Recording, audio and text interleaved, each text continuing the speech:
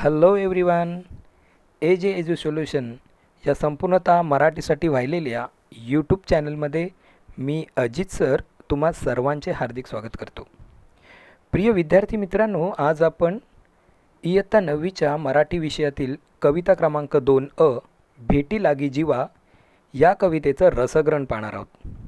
पण मी तुम्हाला सर्वप्रथम सांगू इच्छितो की परीक्षेमध्ये हा जो प्रश्न आहे तो रसग्रहण असा नव्हे, तर खालील कवितेसंबंधी दिलेल्या मुद्द्यांच्या आधारे कृती सोडवा अशा प्रकारे विचारला जातो.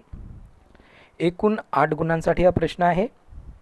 तर आज आपण याचंच रसग्रहण अर्थातच मुद्द्यांच्या आधारे स्पष्टीकरण बघत असताना मी तुम्हाला मराठी, हिंदी आणि इंग्रजी या तिन्ही भाषांमध्ये स्पष्टीकरण देणार आहे. चला तर करूया सुरुवात. मुलांनो, पहिला प्रश्न जो आहे तो कवितेचं नाव आणि कवी कोण आहेत त्यांच्या संदर्भात असतो. तर प्रश्न आहे, प्रस्तुत कवितेच्या कवयित्रीचे नाव. भेटी लागे जीवा या कवितेचे कवी आहेत संत तुकाराम. प्रस्तुत कवितेचा विषय.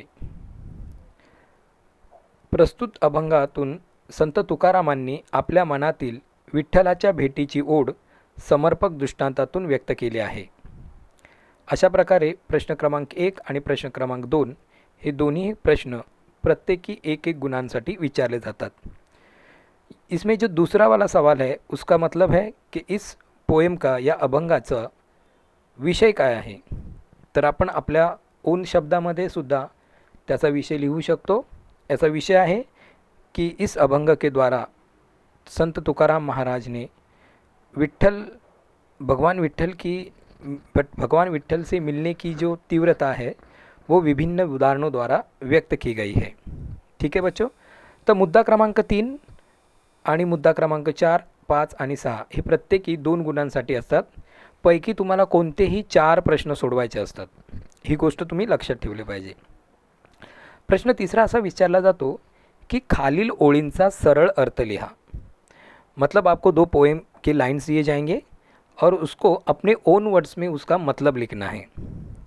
पौर्णिमेचा चंद्रमा चकोरा जीवन, तैसे माझे मन वाट पाहे. अर्थ, संत तुकाराम या ओळींमधून भगवंताच्या भेटीला आतुरलेल्या मनाचे वर्णन करताना म्हणतात की जसा चकोर नावाचा पक्षी पौर्णिमेच्या चंद्राची वाट पाहतो, पौर्णिमेचा चंद्र म्हणजे जणू त्याचे जीवनच असते, तसेच माझे मनही तुझ्या भेटीसाठी आतुरतेने वाट पाहत आहे.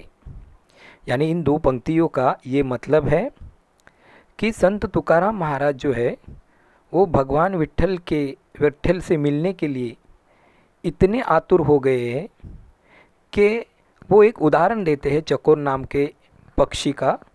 ये जो चकोर नाम का जो पक्षी है, ये बर्ड जो है वो इमेजिनरी बर्ड है, लेकिन ऐसे माना जाता है कि चकोर नाम का पक्षी जिस तरह पूनम की चाँद की राह देखता है, मानो पूनम का चाँद उसके लिए जीवन ही है, उसी तरह मैं भी आपसे मिलने की बड़ी तीव्रता से राह देख रहा हूँ. तर अशा प्रकारे त्यांचा ओळींचा सरळ सोप्या भाषेत मुलांनो अर्थ लिहायचा आहे. त्यानंतर आहे मुद्दा क्रमांक 4, कवितेतून मिळणारा संदेश. तर मुलांनो, कवितेतून मिळणारा संदेश हा देखील तुम्ही तुमच्या ओन शब्दामध्ये लिहिण्याचा प्रयत्न करा. या कवितेतून हा संदेश मिळतो की जी व्यक्ती आपल्याला प्रिय असते त्याविषयी आपल्या मनात अतीव ओढ असेल तर ती आपल्यालाच दर्शन देतेच.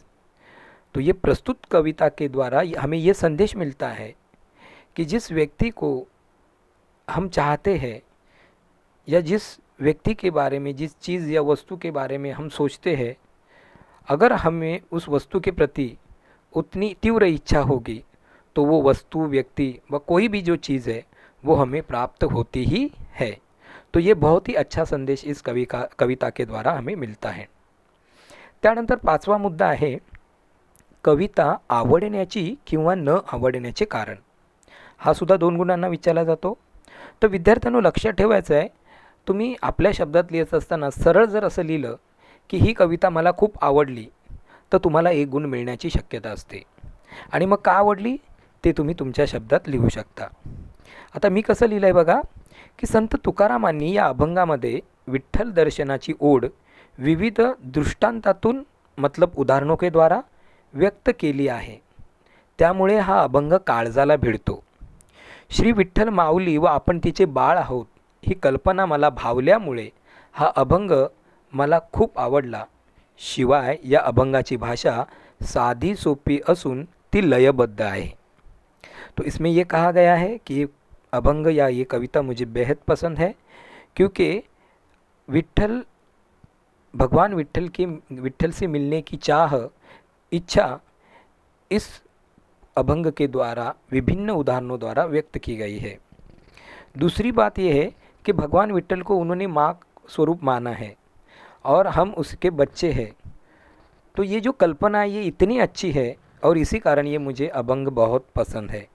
साथ ही साथ इस अभंग की जो भाषा है या ये जो अभंग वो वेरी रिदमिक है, उसको हम ताल सूर में भी गा सकते हैं. तर अशा प्रकारे टू द पॉईंट तुम्ही उत्तर लिहिलं तर तुम्हाला 2 गुण मिळू शकतात. शेवटचा प्रश्न असतो विद्यार्थ्यांनो, तो म्हणजे कवितेतच असणारे काही शब्द आहेत त्यांचे आपल्याला समान अर्थाचे शब्द लिहायचे असतात. त्यातला पहिला शब्द आहे आस म्हणजे इच्छा, दुसरा आहे शोक म्हणजे दुःख, तिसरा आहे लेकी म्हणजे मुलगी आणि चौथा आहे दावी म्हणजे दाखवा. तर अशा प्रकारे हा सुद्धा 2 गुणांसाठी विचारला जाणारा प्रश्न आहे. प्रिय विद्यार्थी मित्रांनो, अतिशय उत्तम प्रकारे जर तुम्ही लिहिलं तुमच्या शब्दांमध्ये उत्तर लिहिण्याचा प्रयत्न केलात तर तुम्हाला नक्कीच चांगले गुण मिळू शकतात एवढी खात्री बाळगतो. आणि हा व्हिडिओ जर तुम्हाला आवडला तर तुम्ही नक्की लाईक करा, शेअर करा आणि इतरांनासुद्धा पाहायला प्रवृत्त करा. धन्यवाद.